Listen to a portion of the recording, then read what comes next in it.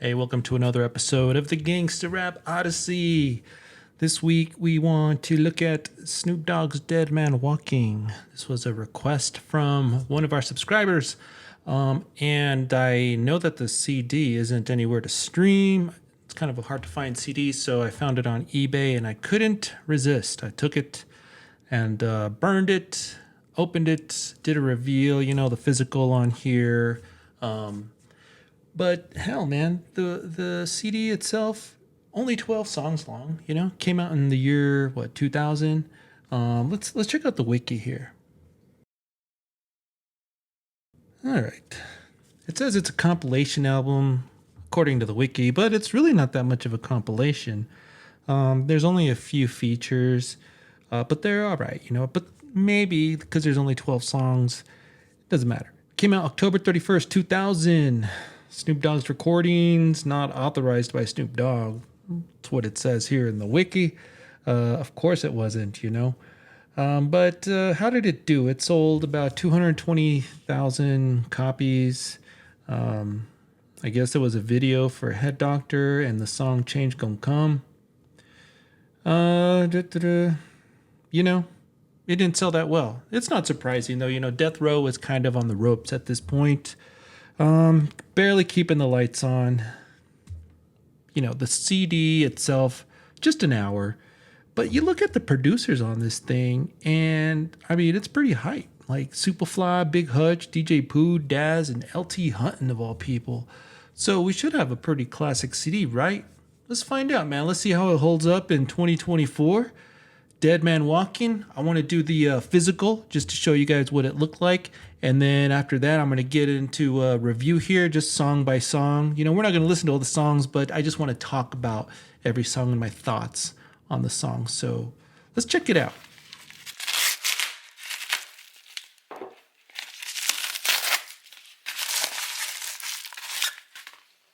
Okay. All right. That's definitely Snoop Dogg there. Dead Man Walking. Suge Knight, Death Row Records, D3, whatever that is. This was 12 tracks. It's kind of a short project. Short project, but short and sweet is better than long and boring. Dead Man Walking. Just get this right here in the light.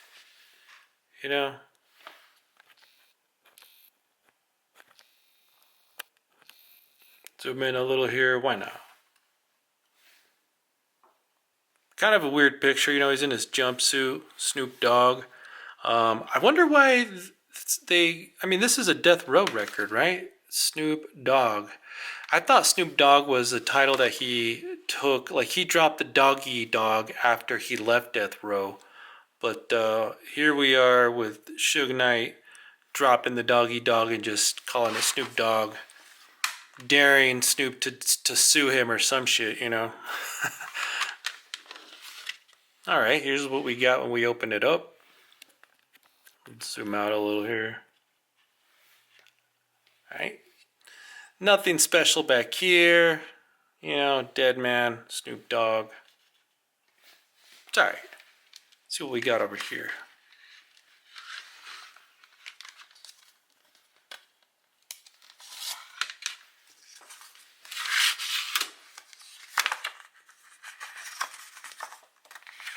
Really nothing too impressive at all. We got the credits at least. Credits are always cool to look at. Damn, we got LT Hutton doing some beats here. I'm just looking at it briefly here. LT Hutton, Daz and Big Hutch. County Blues was produced by Daz and Big Hutch. I'm not sure I've ever seen that in my life. Soopafly, Big Hutch, LT Hutton, Daz. You know what? This could be pretty good. It's been a minute since I've heard this record, so I kind of forgot what it sounded like. It's not on Spotify either, or you can't really stream it. So let's zoom in on this graphic here. On these pictures, man. These are hilarious. A young Snoop Dogg. Look at that must be the Doggfather days there. Just living it up, man. Yeah, definitely Doggfather days. Somebody told me that these are left over from the Doggfather. You know, I guess we're gonna find out. These are dope pictures though, pretty dope. Yep. Some more Snoop Dogg over here. You know, just little rare pictures. Money over bitches. It's kind of a funny place to put that. Mastered by Sonic Canvas. I don't recognize these names here. Aldi Damien. Special thanks to D3 Entertainment staff. Yeah, there's no thank yous because Snoop Dogg didn't really put this out. And yeah, nothing over here, you know. Pretty boring, really. Just a boring CD. At least for the presentation. You know, this is what we're looking at. Dead Man Walking.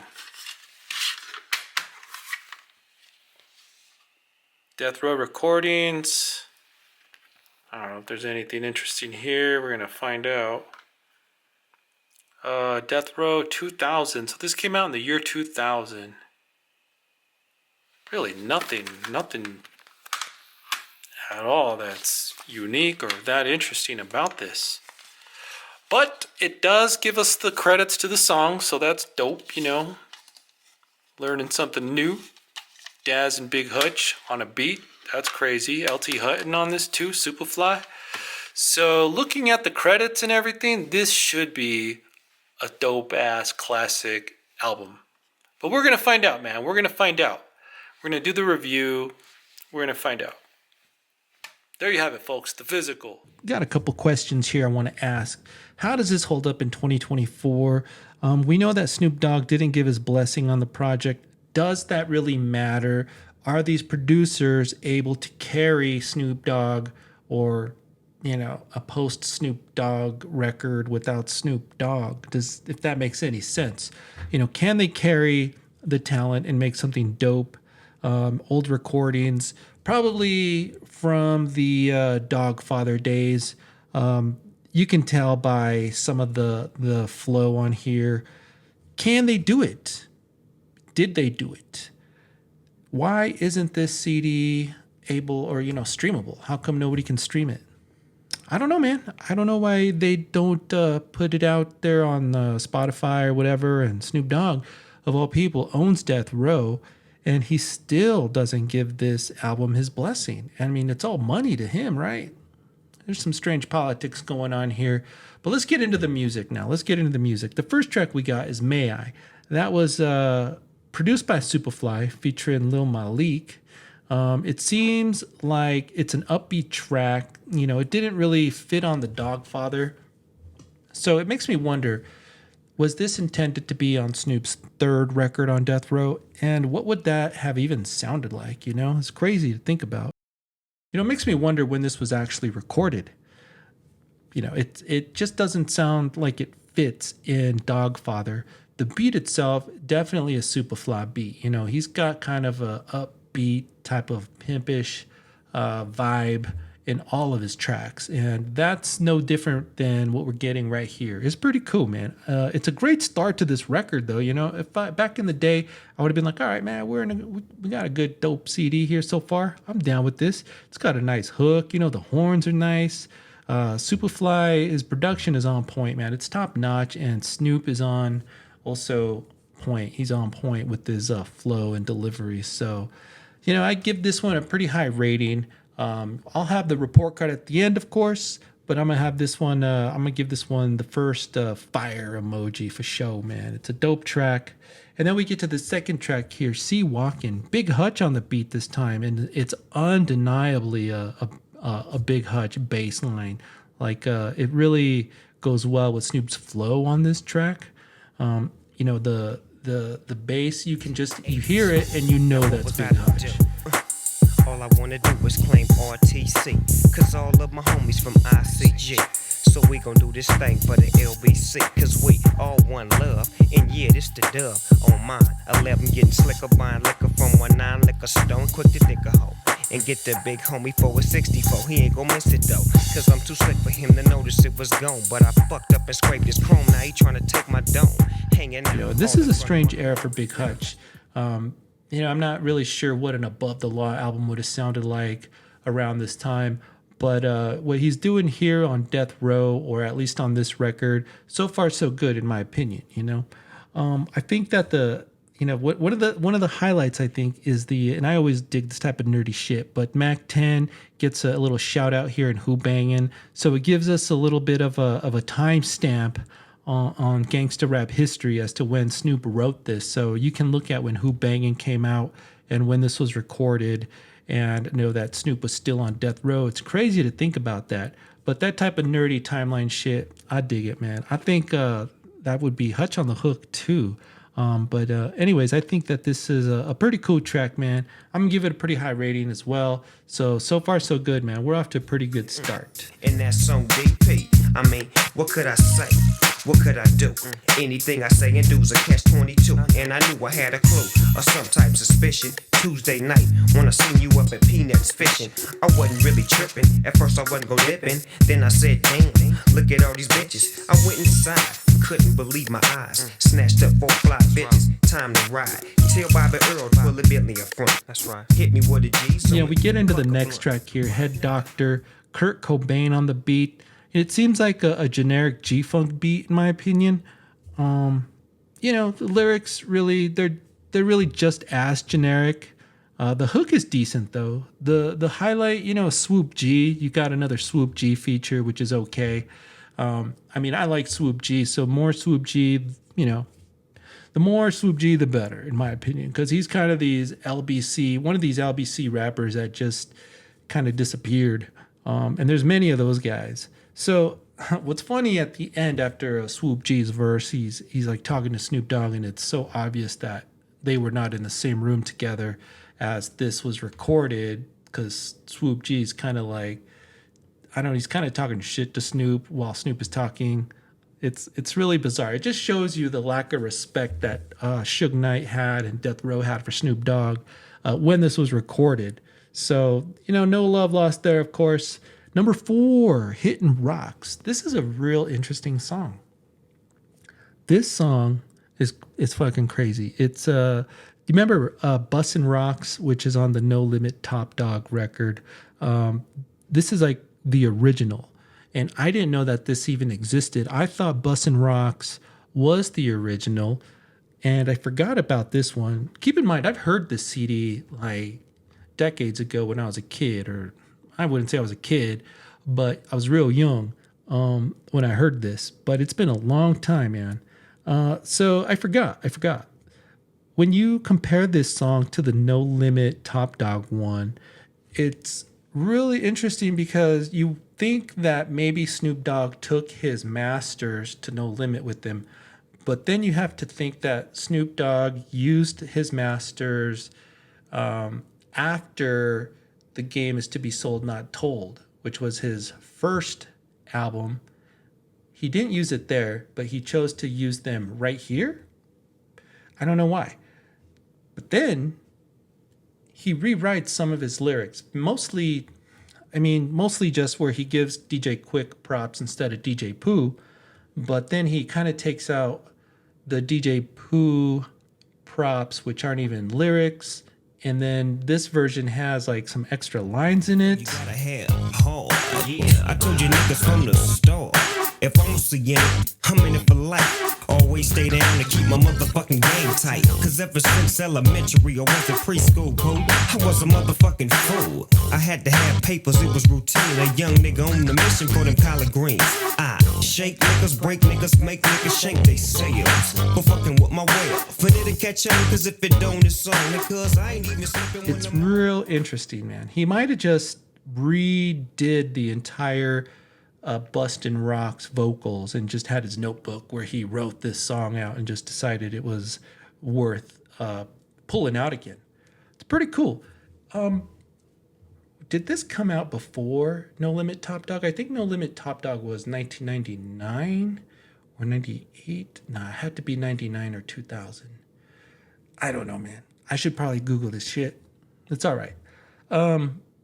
it does make you wonder, those, like, which one came out first, and then obviously we know which one was recorded first, and that was the one that was with DJ Pooh. So was Bussin' Rocks, or actually whatever this one is called here, Hit Rocks, another Doggfather leftover? I mean, that's an old song that he came out with. That's like almost a 5-year wait to when he busted it out on No Limit Top Dog, right? Assuming that that record came out in 99 or 2000, this one was recorded, what, 96? All right, at least 3 years ish. I don't know, give or take a year. It's cool though, man. I like that the original is really more DJ Pooh-ish, because I still like it. I think it's one of the better tracks on this record. In fact, it might be the best track on this record. And the DJ Pooh references, give us that timestamp as well. Like, oh man, this is during the Doggfather era when DJ Pooh is on death row doing shit. Good shit, man. I love that DJ Pooh and Snoop connection. And I love that he still took it and did the same thing with DJ Quick. And both guys, both producers, just made a dope track with Snoop Dogg. It's dope. So then, let's move on then.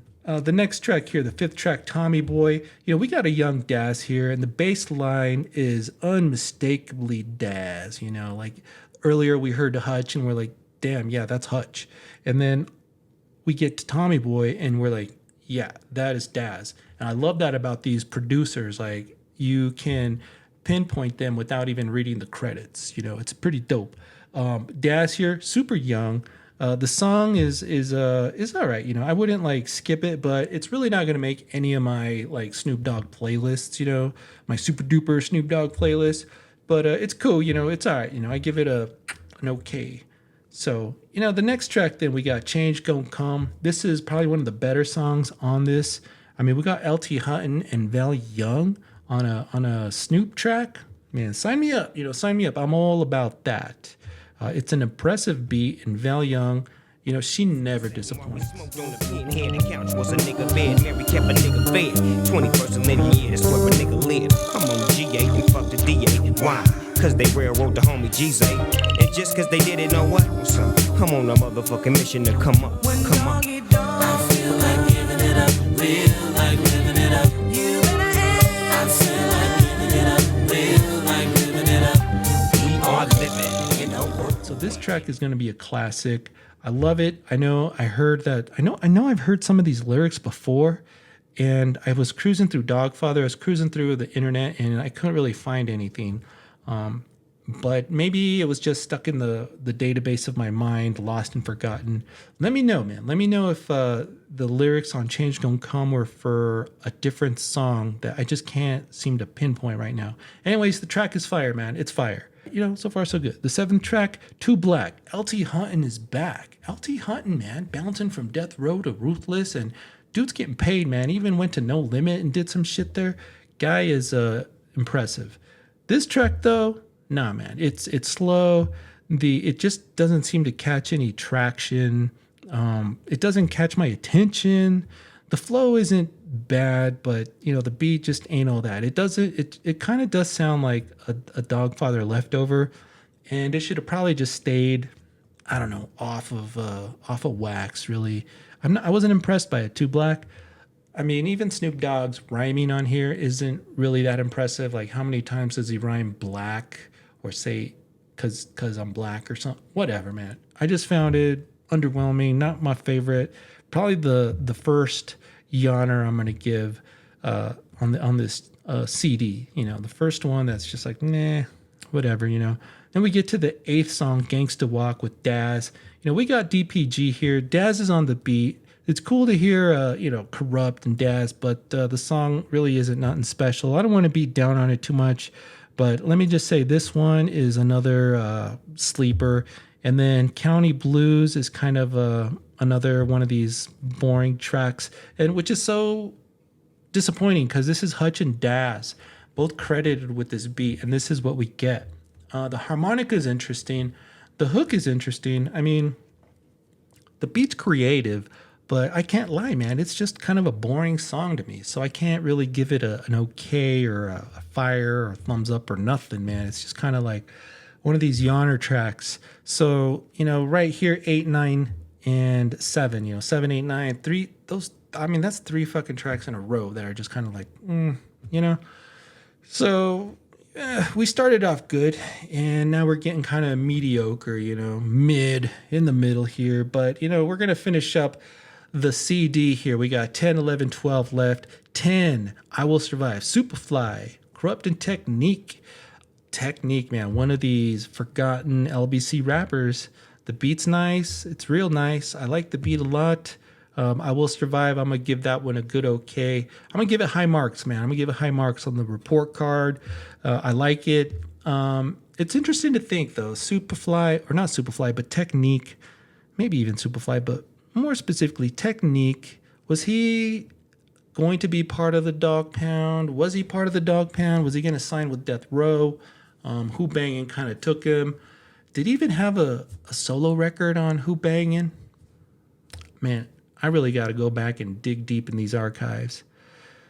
But, for sure it's one of these tracks that's a conversation piece, a collector, if you will. Anytime you get Technique with Snoop Dogg, that's interesting on a Soopafly beat.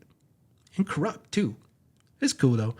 All right, number 11 here, the 11th song, we got My Favorite Color with Big Hutch. This is a dope beat, man. This is kind of a strange era for Hutch, like I said. Like, what would have an Above the Law album sounded like? But his talents were being used right here under Death Row.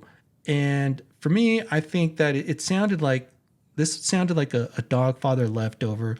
And I know it's not a surprise that it is a Doggfather leftover. Y'all told me that. But this one just really sounds like it. It has that quiet, silky type of smooth, almost whispery flow from Snoop Dogg. And then Hutch, he does his thing. One thing about Hutch, he can make a beat for anybody, and it's perfect for them. He did it with Frost. He did it with Ren. He does it for Above the Law. And on this one, on this project for Snoop, same thing, my opinion, It's too bad that Hutch didn't do more on Death Row for himself, like drop a solo or drop another Above the Law record. That would have been cool, man. That would have been cool, but it is what it is, man. I mean, even these original artists or these artists that were, had the Death Row chains were dropping solos that we were waiting for. So what makes us think Hutch would be able to do it? Suge ain't easy.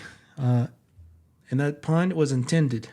All right, the last song here, Me and My Dogs, LT Hutton on the beat.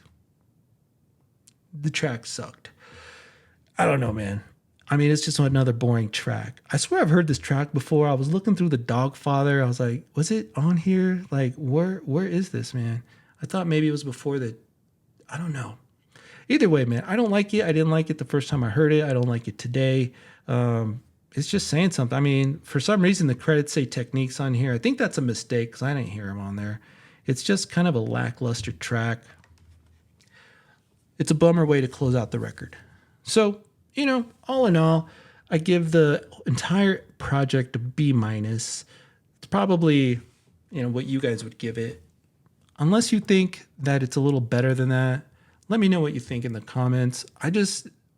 I'm halfway impressed and then halfway disappointed. I think that the best track on here has got to be Change Gon' Come. That's got to be the crown jewel. That's kind of like in the middle, but then we have like a stretch of tracks on here that are just kind of like boring, and then it just finishes off with a boring track. So, I mean, I scored it with like 4, maybe 5 hot tracks, that I would consider putting on like a Snoop super duper playlist. Some okay tracks, but then we get some real boring yawner tracks. So let me know what you guys think in the comments. I'll post a link to the podcast. Appreciate all the subscribers. Gangsta Rap Odyssey. Peace.